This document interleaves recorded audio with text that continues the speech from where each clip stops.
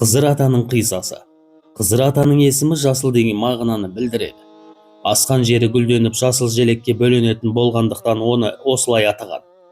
Ата-бабаларымыз жолаушыны аттандырып тұрып, ойда Ілияс пайғамбар, қырда Қызыр пайғамбар, қарағыма көз салау деп тілек тілеген. Төрт құбыласы сай кісілерді бақ қонып Қызыр дарыған дейді. Ғұмырында бір рет Қызырға кездесіп, оның батасын алған адам бақытты болады. Ол әр күн сайын жер жүзін түгел шарлап өтеді. Оның табаны тиген жерге береке дарып, мамыражай тіршілік орнайды екен. Қатар дәмі, жұтар суы таусылған соң, Әзірейіл періште Алланың әмірімен Қызырдың жанын алмақ болды.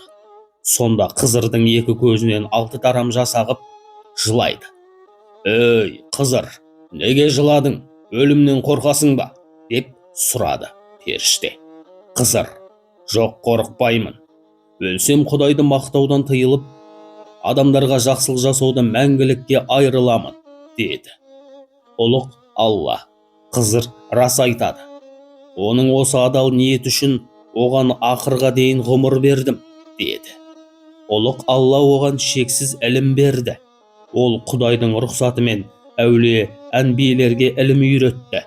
Қызыр бірде Қожа Ахмет Яссауиге қонаққа келеді. Яссауи шәкірттерін отынға жұмсады. Жолда жаңбыр жауып, әкелген отынның бәрі су болды. Ықсып жанбады.